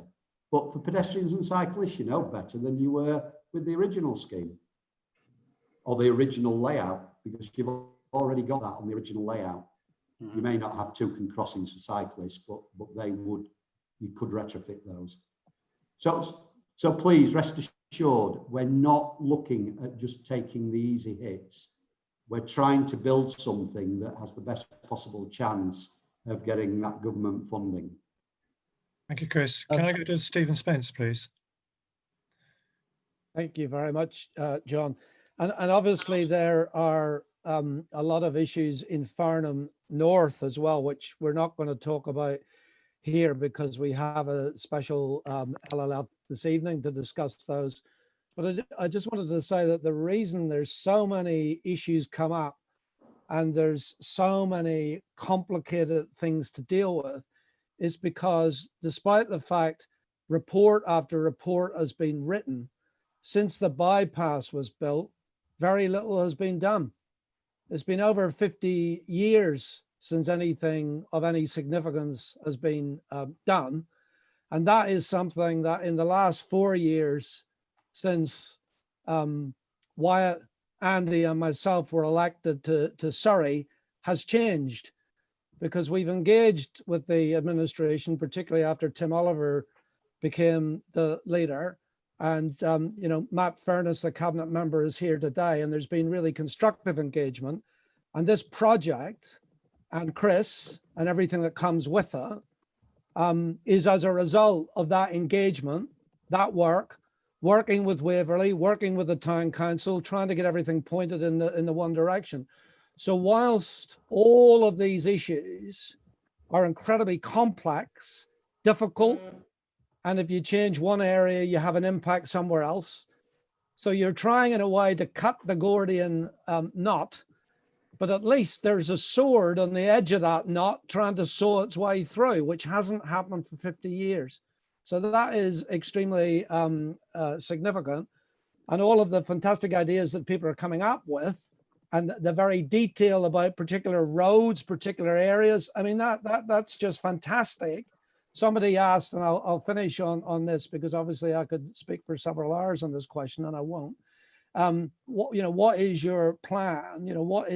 We will put that plan together once every one of these meetings has occurred. And Chris has already indicated you could do this, you could do that, you could tweak this, you could tweak that, and go after that money. And there is money available, but as Chris has indicated and John has indicated, there's a game about how you get your paws on the money. And that is the next stage of coming up with a proposed plan, putting that out for consultation so people can see what's proposed after all of these meetings, and then seeking to raise the funds. And the fact that Jeremy Hunt is on board as well and has been very active in this will also help in trying to persuade the national government to give us the loot that we need to do the things that we want. So thank you, John. I'll stop there. I just wanted to make that point about the significant progress, which, by the way, includes the trucks being banned on the Upper Hale Road in Folly Hill, which 4 years ago I was told could never happen. Well, it's happening sometime. Yeah, do you remember how many pints you promised me for that? You're worth every one, Chris. Thank you, we Steve. We are working on that, Steve. Okay, and thank you for answering all those questions, Stephen, in the Q&A box, in order to earn your place on that to speak here. Have we got any more questions from the public at the moment? David Howell is asking to what extent we're looking at this possible link road into the Upper Hart car park. Anyone, do you want to comment on that? No, it is something we are actively looking at. We know it's not easy. There are a number of issues, but it is something that we are actively looking at that I hope to see within the OIP. So yeah, but all of these just make people a bit more comfortable, but it does add on to the timescale. All of this will be consulted. So even when we've consulted on the OIP itself, which will give what the art of the possible is, what we think is possible, and what more we need to do. When we get down to individual proposals, even those will be consulted on. Everybody will be able to have their say. I'm not saying, I'm not naive enough to think that I'll be able to resolve everybody's concerns. In fact, if I get a 50-50, I probably know I've done quite well, that I've balanced it. But we will take on board everybody's views. That adds into the process, but we've been here before so many times. We've got to get it right this time. Yeah. Okay, thank you. Anyone else want to raise a question at the moment? I'm conscious, John, we've got another question from David in terms of the numbers of cars not going through the town but travelling purely through. We've got a traffic model that's being used to actually understand these issues. So as you can imagine, the numbers are complex depending on where you look at the road network and which part of the town you're looking at. The numbers are going to be different. So that obviously we're drawing on that. But the graphic that Chris showed earlier in the presentation just gives an illustration of some of the the challenges that we've got. So you did see that through traffic, but also you can see that there's quite a lot of those lines are actually coming into the town and within the town. But certainly we're interrogating that data because that's critical for us to understand what exactly the issues are, and most importantly, if we start making changes to the road network, what that would mean for traffic routing in different parts of the town. So hopefully, David, that sort of answers your question for you. Okay, thank you. Does anyone else want to raise anything right now? There's been lots of questions about cycle and cycleways. I think you've answered that to a certain extent, Chris. John? Yeah, I mean, just to say, I know, Peter will have his own views, but we are trying to work very closely with the cycling campaign and get something that we can be agreeable, but importantly as well agreeable with the residents in the area. We're working one up at the minute, which is a link between Woolmead and the station, I know, well, I'll get my fourpenny thing before I know Peter will tell me. It's a bit of a circuitous route. It goes right round the leisure centre, then comes back across the new bridge the bridge we're going to put in, and then comes to Hickley's. And there's talk then of improving the crossing, but that impacts on the traffic for cyclists across, and then up. The current proposal goes beyond the level crossing.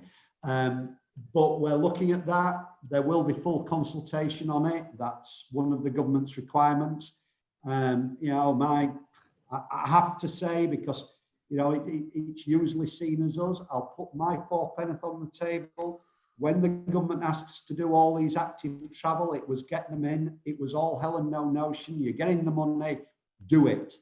And then, of course, there's a slight backtrack, because when there's a public reaction, which we all know there will be, when we start taking road space out and we don't do the necessary work to explain and to suggest how this might all help, there was all hell let loose. And a number of them, as you know, were taken out. And now the government said, oh, well, this was all down to local authorities. This was them reacting too much. No, it wasn't. We were told we had a timescale in which to do it. Otherwise, don't bid. The good news is that it doesn't matter whose fault it was. They've extended, and we now have time to consult. So there will be full consultation. But cycling links, that's just one link. Cycling links are going to be critical. You know, not everybody can cycle. Not everybody can use manual electric bikes. That's the thing. Even possibly electric scooters. You go to Europe, you go to America, electric scooters are everywhere. I'm not saying that they're totally safe, because they fly all over the place. But that's the way people are going. They're not using cars. You know, I've said this before, sorry. I went to Florence. Florence has loads of residences within the centre. You don't see through traffic, because through traffic isn't allowed. You don't even see much traffic, because it's not that easy for residents to get into the centre, even to their own residences. So, and it's a beautiful environment. You know, Farnham could be exactly the same. So we've just got to look at all of these options, and cycling is going to be a critical one. Thank you. Not forgetting about public transport. Thank you, Chris. That's going to be really on the thing. You mentioned it earlier, John, and I didn't actually touch on it. The county has agreed a massive programme of investment in electric buses, working with the bus operators. Farnham is in there. We haven't had the initial discussions, but the people that are running it know only too well that Farnham's top of the list. So we are looking at electric buses. I know hydrogen's another thing that's being looked at. It doesn't really matter what the mode of operation is, as long as it's not dirty diesel. And the other thing we're looking at is hopper type buses to link the town on a regular basis. The slight issue there is that's not as much a capital investment as more a revenue investment, and most authorities, to a certain extent, are asset rich, but revenue poor. So revenue's their big issue. So public transport's another big thing we're working on. Thank you, Chris. Can I go to Wyatt, please? Thank you, John. Some of the Q&A has been people asking about how will the Q&A questions be captured and recorded, brought into the project? How will the questions that are perhaps currently unanswered, or perhaps the answer being given was only a bit of a holding reply, be answered? And of course, how will the discussion, the points are? So I wonder if one of the technical team could just give everybody a little sort of what next happens, so that we understand how everything's kept. Maybe Chris, this is you again, but maybe there are other people who can talk as well. Yeah. Thanks, Wyatt. That's a really good point.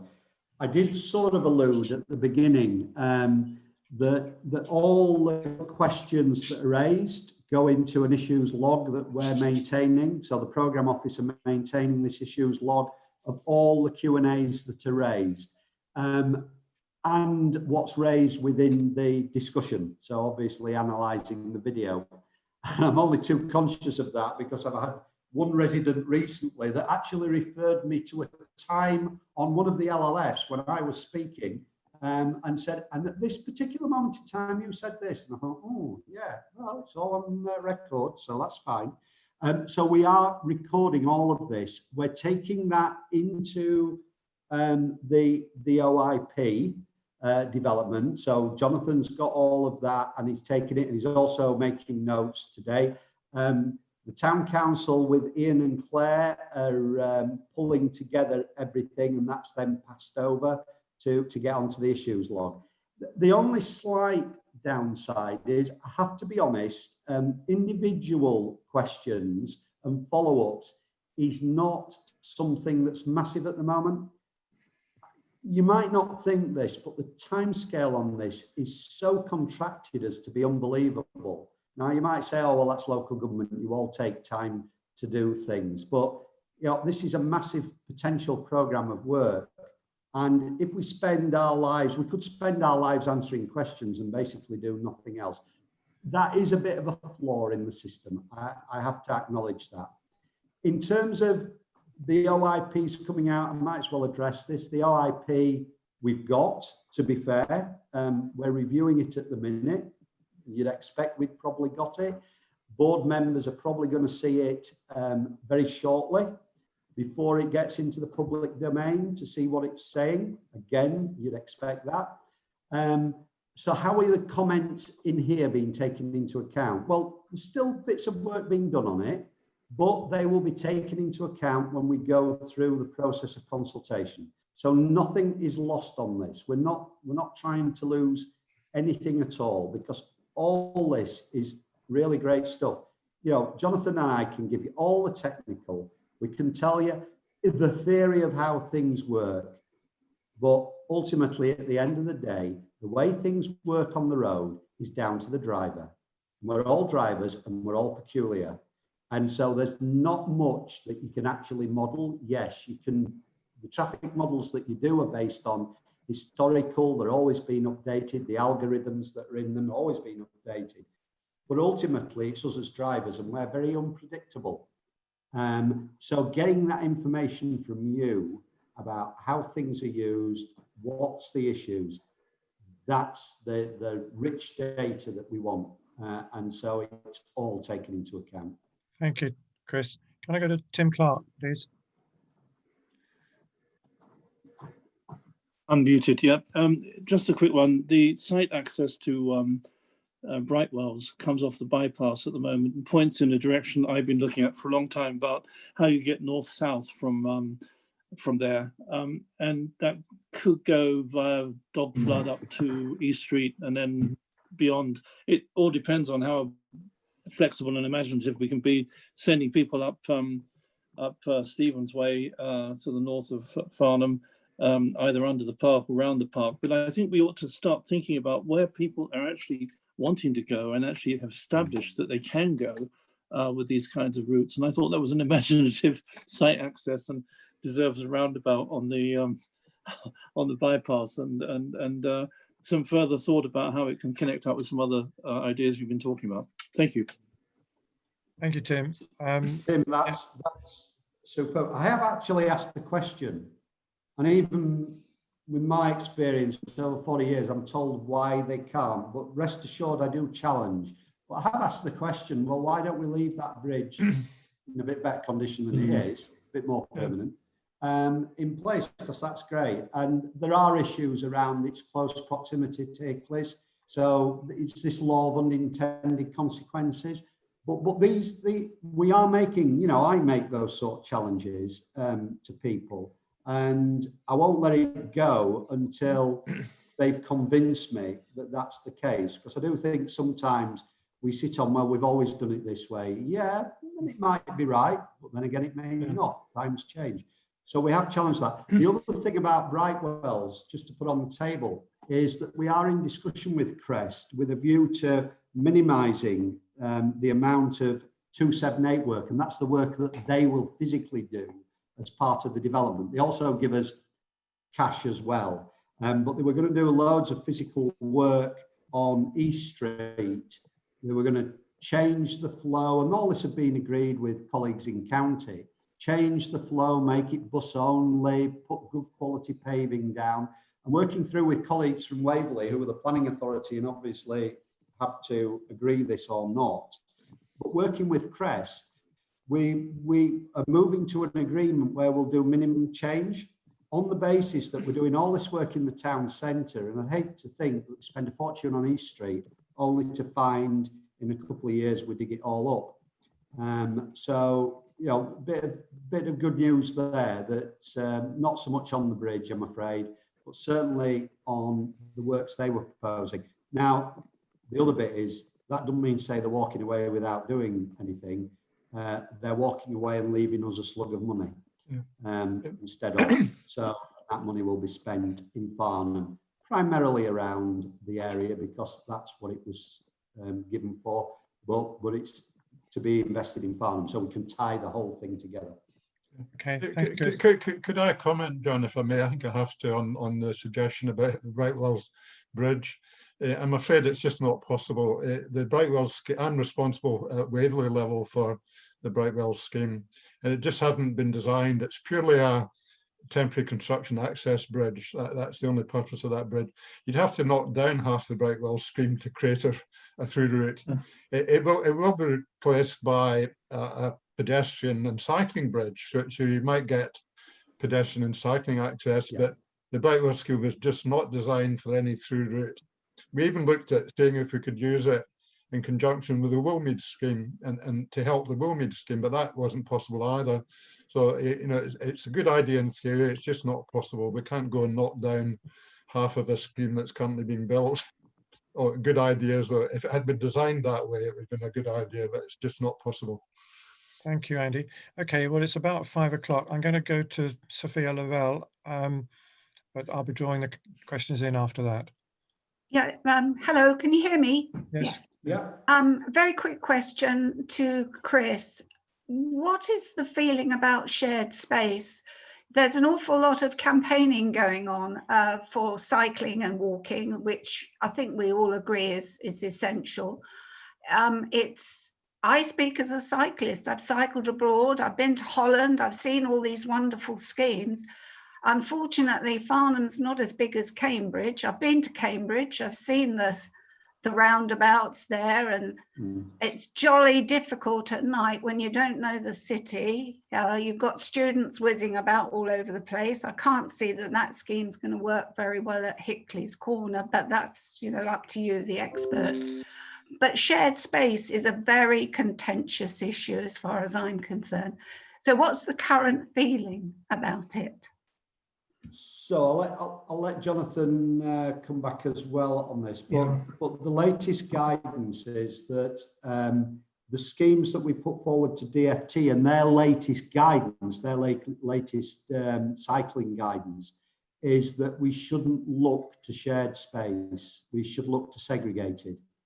I have my own personal view, but it is my own personal view. A lot of the problems, you know, at times are down to, sorry about this, Peter, the Lycra cyclists that fly around. And I wear Lycra, it's not a good look. But there is, you know, shared space can work, but the key is, the policy is that we should be looking at segregated. I've mentioned this before. The one thing we've got to remember about Holland, and it's not an excuse, but it is a fact, is that Holland works on the principle, and it's in their legislation, that if you hit a bike and you're the driver, doesn't matter, you're at fault. Likewise, if a cyclist hits a pedestrian, the cyclist is at fault. It's on the principle who can do the most damage. And our legislation doesn't work that way. Our legislation works on blame and who caused the accident. And so that's, to a certain extent, why people are far more careful in Holland. And to be fair, cyclists are very considerate. I have to say, I've worked in Cambridge, and you've got to have eyes in the back of your head with cyclists there if you're driving, because they are all over the place. I can agree with that. Yeah, and it is really difficult. But the simple answer to your question is segregating. That's the move we're making at the moment. Okay, thank you. Okay, well, thank you, everybody. It's time to wind up the session, I think. I want to thank everybody who's come along this afternoon to this, and all the panelists who've helped as well. And I'm going to hand over to Andy MacLeod just to make a few closing remarks. Thanks very much, John. Yeah, I'll just first of all back to the objectives that you set out, John, for this meeting. It was to give an update on the FIP, the infrastructure programme. I think Chris and Jonathan have achieved that very well. We're due to outline the issues to do with the A31 and Hickley's Corner. We did that as well. And we wanted to seek views. We've had a whole range of very interesting views put to us. So I think we've achieved all the objectives that were set out at the start of the meeting. And I'd like to thank, just in a little bit more detail than you did, John, various people who have contributed. Firstly, the members of the public, the residents who have contributed to the meeting and made it such a worthwhile meeting. And also the people behind the scenes who've done the hard work and setup, Ian and his team from the Town Council, Ian and Claire, and Peter Birch, who helped with all the slides. There's a lot of work behind the scenes to do something like this. And despite the few technical problems we had at the start, I think it's worked pretty well. And so I think that overall we had a pretty successful meeting. I'd just like to finish by saying that I broadly concur with many of the comments that Stephen made. Stephen and Wyatt and myself are the three Surrey councillors. And I think Stephen nailed a lot of what's actually happening. And I'd just like to add a little bit to what Stephen said. I think this is a very serious project, actually. We've got, as has been mentioned, we've got some very serious heavyweight people involved in companies in terms of Arcadis and Atkins and so on. And Chris himself leading it, and Paula. So we've got very good people working on it. And I'd like to point out, and this is public knowledge now, if you look at the financial side of this project, there's something like £1 million or so being spent in consultancy to get these good people to work in the project, and that's public knowledge. And also within Surrey's medium-term financial plan, if you look at the papers from the committee that I happen to be on and vice chairman of, the Community Environment and Highways Select Committee, you'll see that in there's £139 million in Surrey's medium-term financial plan for Farnham infrastructure improvements. And Wyatt, myself and Stephen, we're now being asked at Surrey, what's all this about? Why is Surrey spending all this money on Farnham? Because the money doesn't all come from Surrey. As Chris made clear, much of it has got to be bid for government funding to achieve it all. But I just want to leave the impression, and it's more than an impression, the reality really, that this is a very serious, a very big project. It's very much in Farnham's interest if we can pull it off. So that's all I want to say. And I wonder if Ian could put up the slide of the coming LLF meetings. There's a slide that we tend to finish off with. Maybe I don't know if Ian's able to do that, but if not, I'll just say there's another meeting this evening at 6:30, which is to do with North Farnham, and there's another meeting tomorrow, which I will be chairing, which is to do with Recklesham. And there'll be further LLF meetings. There's a young people's one on the 14th of January, and there'll be further ones set up following the publication of the OIP and the board meeting. So just finally to thank everybody for taking part, and I think we can now close the meeting. Thank you very much. Thank you, Andy. Thank you all. Thanks, everyone. Thank you. Peace. Thanks for all your input. Thank you. Bye.